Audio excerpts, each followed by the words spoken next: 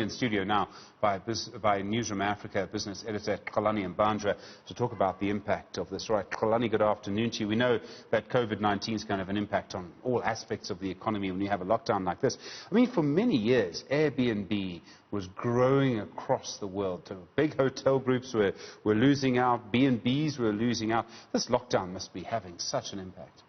Absolutely, Stephen. And the most important thing about the development of Airbnb, particularly in the past 10 years, is the fact that they don't own any hotel rooms, but they're the biggest hotel group in the world. And the reason why we said let's look at, big tech is because Airbnb is actually, over the past 10 years, has actually grown tremendously. And we are seeing that growth also being transferred to the booking, to the valuation of it in the past 10 years. Today standing at $31 billion US, and that is quite significant for a company that does not own a single a hotel room. So when it comes to this particular discussion, it's because also of the big tech bubble that we saw 20 years ago, when it comes to big tech companies, going down, and there are big questions about these particular companies that we're discussing today. Being Airbnb, there's a lot of trouble. They're in uncharted waters. Nobody knows what's going to happen. They've made some plans, but things are not, as they were, just a month ago. I mean, some people will have bought second homes, third homes. I mean, they'll be managing properties. I mean, Cape Town, obviously. I mean, this is going to change their lives dramatically. The value of their homes, their ability to pay back the mortgages of their homes, is just going to crash.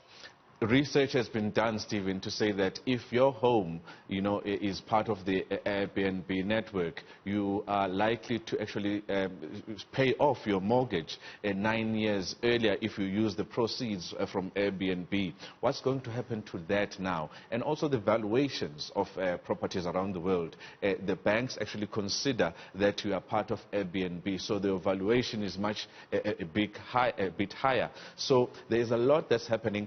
And what's more important is that bookings have stopped. When you look at bookings in Europe, they are 40% down in the first week. We are going to hear some more about in major cities around the world where there has been a lockdown. Just like here in South Africa, the bookings have stopped, crashed to a halt, and nobody knows what is going to happen next. But what Airbnb did recently, 2 days ago, was to actually put aside $250 million to actually support those hosts who are now having to pay higher bonds, that they were covering with the Airbnb, so that they actually survive after this. But the share price of Airbnb has also, been affected. In the past 3 weeks, it was sitting at $41 a share. Now it's sitting at, it's been valued at, $26 a share. It touched lows of $14 a share.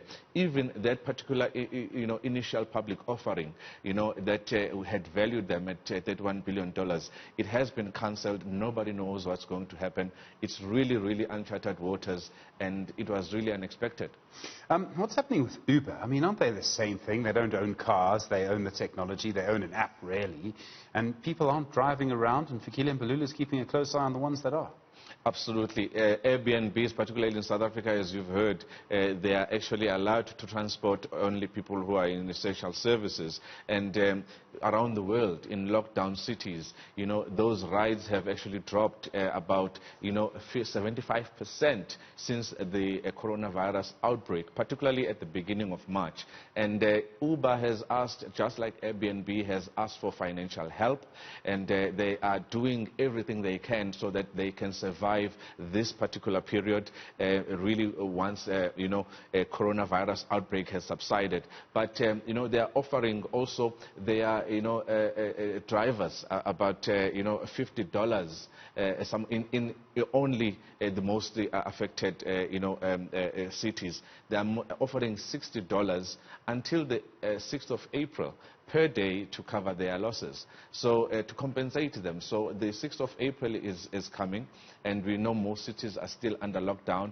There is just uncertainty about what's going to happen to what have been the two, most famous tech giants that we've seen in recent years. And I mean, for Uber drivers and Uber owners, I mean, some people have one car and they drive their own car. Some people will have 10. They're always Toyota Corollas, and white is such a boring color.